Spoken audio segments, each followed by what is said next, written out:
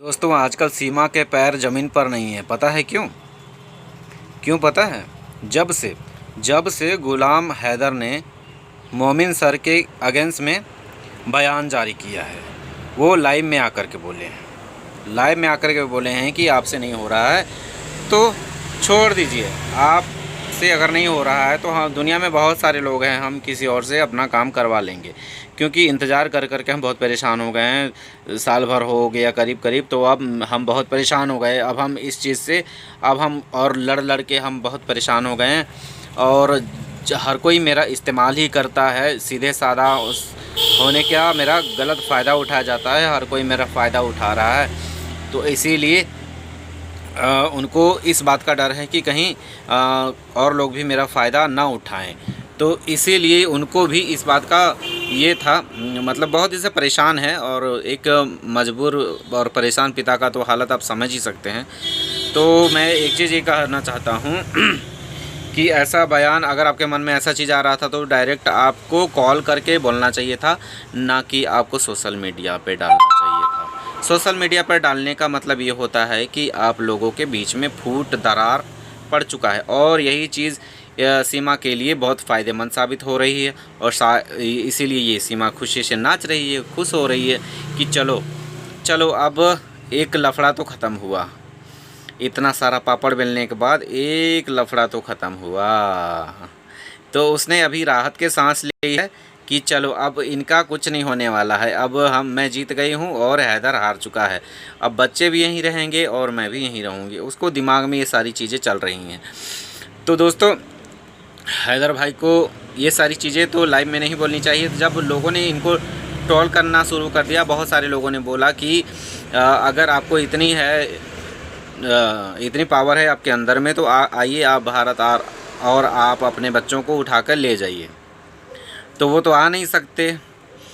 और हमारे देश का और पाकिस्तान का जो है, हमारे देश में 36 का आंकड़ा रहा है। तो इतनी जल्दी से ना पासपोर्ट वीज़ा मिलने में बहुत ज़्यादा परेशानी होता है दोस्तों। इसी वजह से इनको बुलाया नहीं जा सका है। लेकिन मोमिन सर ने ये आश्वासन दिया था कि एक दिन पहले उनको भी पता चलेगा कि हाँ आप यहाँ आने वाले हो। उनको पहले से पता नहीं चलेगा, क्योंकि देखिए ऑर्डर जब कोर्ट बुलाएगा, कोर्ट खुद उनको वीज़ा देने वाला है। तो इतना मतलब क्या बोलते हैं, इनका इंतज़ार कर कर के बहुत ये फ्रस्ट्रेट हो चुके हैं। तो इसीलिए इनके ज़बान से ऐसा निकल गया। बहुत सारे लोग बोलने लगे तो इन्होंने बोला कि मैं अपनी जो मेरे साथ खड़े हैं मैं उनको अपने परिवार समझता हूं, इसलिए मेरे मुंह से निकल गया, मैंने ऐसा बोल दिया। पर मैंने किसी का नाम नहीं लिया और किसी को मैंने टारगेट नहीं किया। ये सारी चीज़ें बोल रहे हैं। लेकिन साफ साफ वो तो बोल ही रहे थे। वो मोमिन सर को ही बोल रहे थे, किसी और को क्या बोलेंगे कि आपसे नहीं होता है तो छोड़ दीजिए। तो मोमिन सर तो लगे हुए हैं, शुरू से लेकर लास्ट तक लगे हुए हैं। ये बहुत पुरानी बीमारी हो चुकी है, साल भर हो चुकी है। मोमिन सर तो लास्ट में आए हैं। अभी उनका 3 महीना ही हुआ है। तो 3 साल का बीमारी 3 महीना में कैसे ख़त्म हो जाएगा? तो थोड़ा तो टाइम लगेगा, थोड़ा इंतज़ार तो करना पड़ेगा। कोई गंभीर बीमारी होती है तो उसको ठीक करने के लिए भी लंबा दवाई लेना पड़ता है। तो आप अपने बच्चों के लेकर के टेंशन ले रहे हैं तो टेंशन मत लीजिए, क्योंकि हम लोग भारत के लोग हैं। आपके बच्चों का पूरी तरह से नज़र में रखे हुए हैं कि कौन बच्चा कैसा है, कहाँ है। तुरंत सवाल उठने लगता है, नहीं देखते हैं? अगर बच्चा नज़र नहीं आता है तो तुरंत सवाल लोग करने लगते हैं कि बच्चे कहाँ चले गए।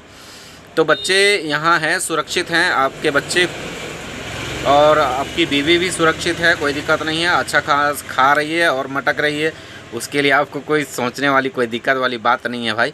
आप भी अपना खाओ गगन, रहो मगन। और बहुत ज़्यादा आपको परेशानी लग रही है तो आप भी तीसरे निकाह कर लीजिए और रहिए मस्त।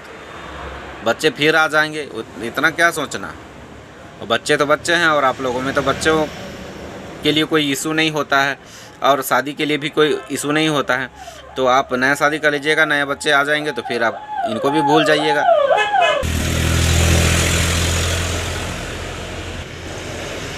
मोमिन सर तो अपना ज़मीनी स्तर पर काम कर रहे हैं, तो आप लोगों को ऐसा क्यों लग रहा है? मोमिन सर काम कर रहे हैं और आपका ही काम कर रहे हैं। आपको इसके लिए इतना परेशान होने की आवश्यकता नहीं है।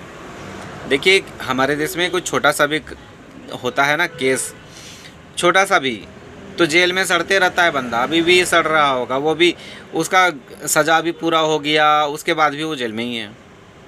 किसी को हल्का फुल्का चोरी वोरी का है या वो आदमी गलत फंसाया गया है, तब भी वो जेल में सड़ जाता है।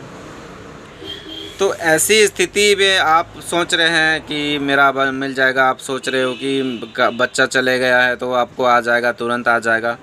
भाई ये दाल भात का कोर थोड़ी ना पका के रखा हुआ है कि तुरंत आप आओ और हाथ धो के खा लिया और पचा लिया, ऐसा नहीं है।